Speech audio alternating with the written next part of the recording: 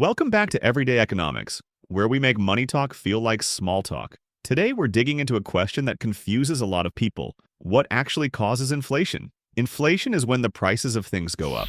But why does that even happen? Is it just greedy companies, bad government decisions, or is there something deeper going on? Let's break it all down, simply, clearly, and in a way that finally makes sense. First things first, what is inflation? Inflation is when the overall price level of goods and services goes up. That means the same stuff you bought last year now costs more this year. It's not about one item like eggs or rent. It's about how most prices are rising over time. It's like your money's slowly losing some of its power.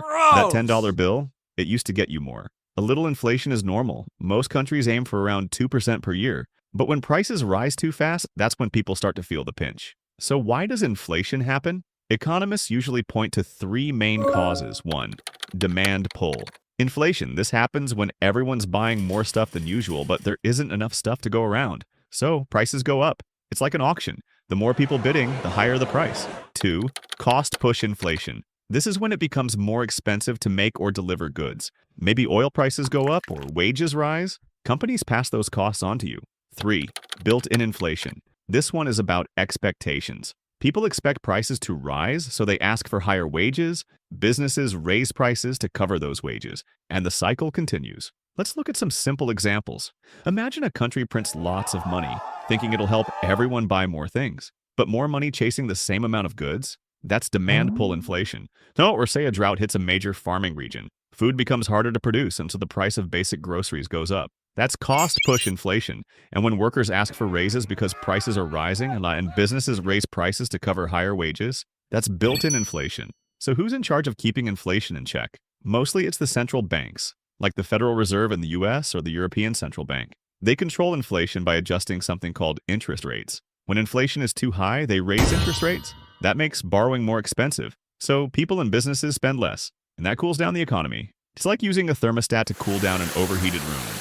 Let's look at a recent example, the pandemic. During lockdowns, factories closed, workers stayed home, and shipping slowed down. But governments gave out stimulus checks, so people had more money to spend. Fewer goods plus more money equals classic recipe for demand pull inflation. Add in rising wages, global supply chain issues, and energy costs, and we got a big inflation spike. Central banks responded by raising interest rates to try and slow things down. Is inflation always bad? Not necessarily. A little inflation is actually a sign of a growing economy. It encourages people to spend money now rather than hoard it. That keeps the economy moving. But when inflation is too high or happens too fast, it can hurt. Wages don't keep up. Savings lose value.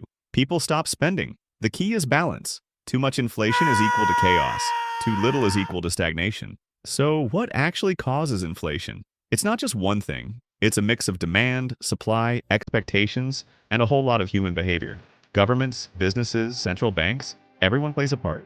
Understanding inflation doesn't just help you follow the news, it helps you make better decisions. Whether you're saving, investing, or just buying groceries. Thanks for watching Everyday Economics, where we break down big ideas into bite-sized pieces.